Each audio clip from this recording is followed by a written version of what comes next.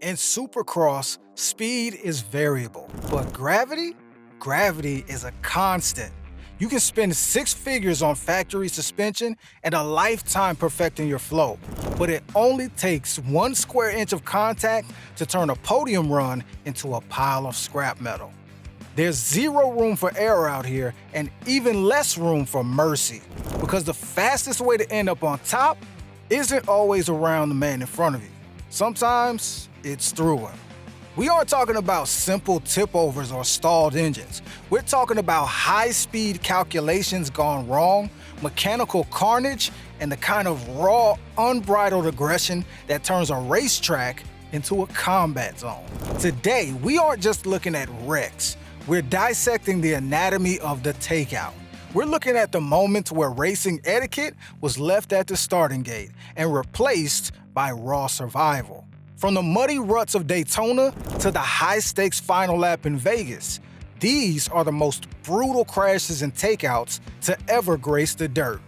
We start with a heavyweight clash at the iconic 2014 Daytona Supercross. It's lap 10 of the 450 main event.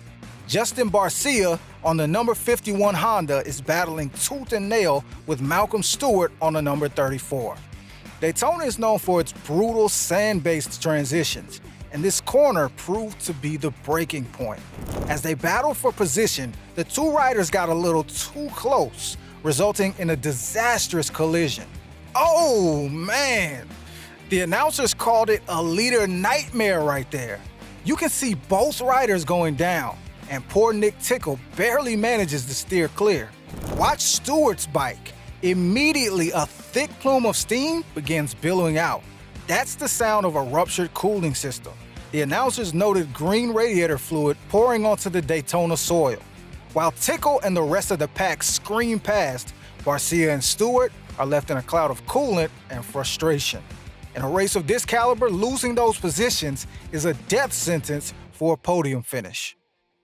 If you want to talk about bad blood, you have to talk about Weston Pick and Vince Friese at the 2016 season opener. This wasn't a one-off incident. It was a boiling over of tensions that started earlier in the night. Look at the entry here. Friese on the 55 shuts the door hard on Peck. It's a classic pinch, and Peck loses his front end in the bowl turn. Now, in most circles, you call that aggressive racing. But for Peck, that was the first spark in a very short fuse. Fast forward to the semifinal, and the powder keg finally explodes. That right there, that's the definition of sending it, with zero regard for the consequences. Friese comes in with an intentionally aggressive line, cleaning out Peck's front wheel and sending them both into the tough blocks. Peck, fueled by pure adrenaline and rage, doesn't even look at his bike. He goes straight for Friese, landing a flurry of punches to Friese's helmet. Those aren't shoves. Those are heavy-duty, helmet-shattering strikes. The AMA didn't just fine Peck. They made an example of him with a disqualification and a multi-race suspension. But if you ask fans in the stands that night, that moment defined the don't tread on me attitude of the 450 class. It was the night the gentleman's agreement died. Let's look at a masterclass in aggressive timing. 2014, Jason Anderson versus Cole Seeley. This is the opening round of the season, and the lead is on the line with only a half a lap to go. The lap traffic is a nightmare. Anderson in the red is stalking Seeley. In the final turns, Anderson sees the smallest window. He doesn't just pass, he takes out the front of Seeley's bike, forcing him wide and snatching the lead in the literal final moments. It was perfectly timed according to the booth, showing that Anderson was committed to taking Seeley wherever necessary to secure that win. Pure, calculated aggression. This is perhaps the most high-stakes move ever filmed. 2017, Las Vegas. The 250SX East Championship is on the line. Zach Osborne has been coming through the pack like a man possessed after an early crash. He reaches Zoe Savacti on the final lap. If Osborne doesn't pass him, he loses the title.